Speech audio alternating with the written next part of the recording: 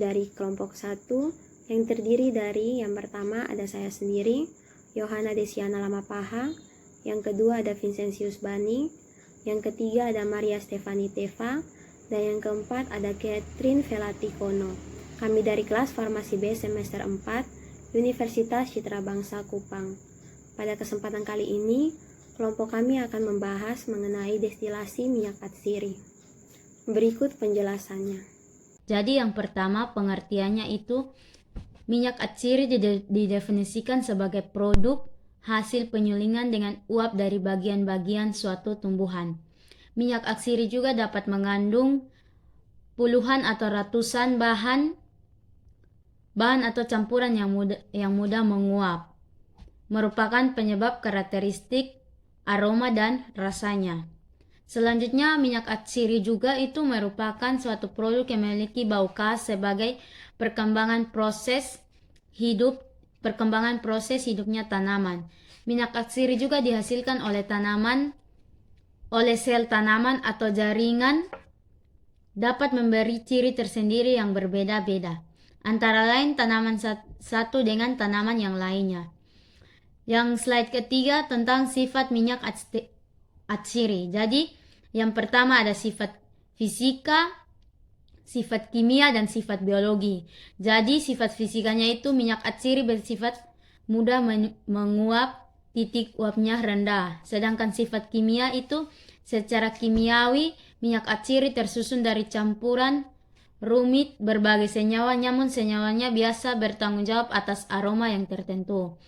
Yang ketiga sifat biologi itu dalam keadaan segar dan murni minyak atsiri umumnya tidak berwarna. Metode memperoleh minyak atsiri. Destilasi atau penyulingan pembuatan minyak atsiri dengan penyulingan dipengaruhi oleh 3 faktor. Faktor yang pertama adalah besarnya tekanan uap yang digunakan. Faktor yang kedua, bobot molekul masing komponen dalam minyak. Faktor yang ketiga adalah kecepatan keluarnya minyak atsiri dari simplisia. Namun demikian, pembuatan minyak atsiri dengan cara ini mempunyai beberapa kelemahan. Kelemahan yang pertama, tidak baik terhadap beberapa jenis minyak yang mengalami kerusakan oleh adanya panas dan air. Faktor yang kedua, minyak atsiri yang mengandung fraksi ester akan terhidrolisis karena adanya air dan panas. Kelemahan yang ketiga, komponen minyak yang larut dalam air tidak dapat tersuling.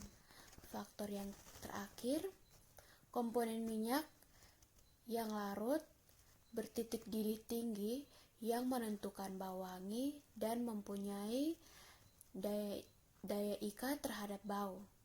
Sebagian tidak ikut tersuling dan tetap tertinggal dalam bahan. Selanjutnya ada jenis-jenis destilasi. Yang pertama, destilasi air. Pada destilasi air terjadi kontak langsung antara simplisia dengan air mendidih. Simplisia yang telah dipotong-potong, digiling kasar dan digerus halus dididihkan dengan air. Uap air dialirkan melalui pendingin, sulingan berupa minyak yang belum murni ditampung.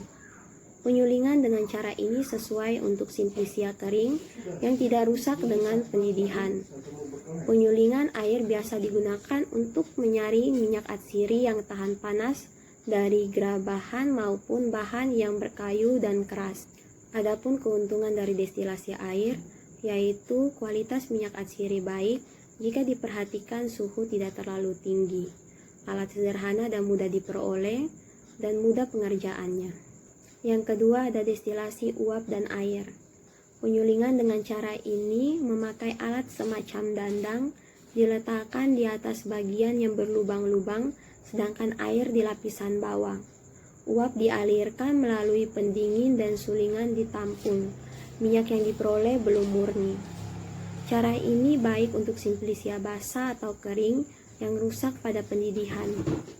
Untuk simplisia kering harus dimaserasi lebih dulu Sedangkan untuk simplisia segar yang baru dipetik tidak perlu dimaserasi.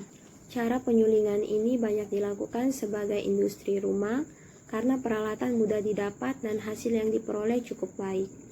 Adapun kekurangan dari destilasi uap dan air, yaitu hanya minyak dengan titik didih lebih rendah dari air yang dapat tersuling sehingga hasil penyulingan tidak sempurna, atau masih banyak minyak yang tertinggal di ampas.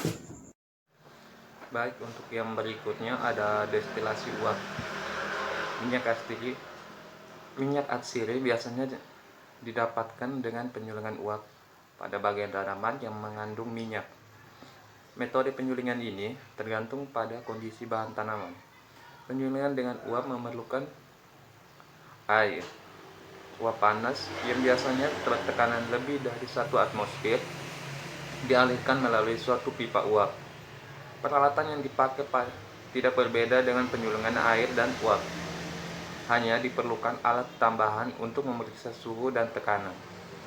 Bila pemeriksaan telah dilakukan dengan air dan uap, hanya diperlukan alat tambahan untuk memeriksa suhu dan tekanan. Bila pemeriksaan telah dilakukan dengan baik, dengan cara ini akan diperoleh minyak yang lebih banyak.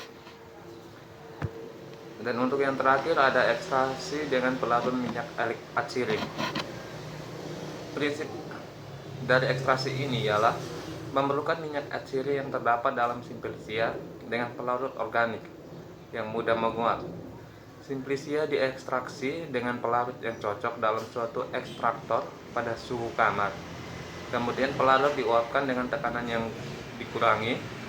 Dengan cara ini diperlukan banyak pelarut, sehingga biayanya cukup mahal dan harus dilakukan oleh tenaga ahli. Sebagai pelarut biasanya dipakai eter dan minyak tanah. Sekian penjelasan dari kelompok kami mengenai destilasi minyak atsiri.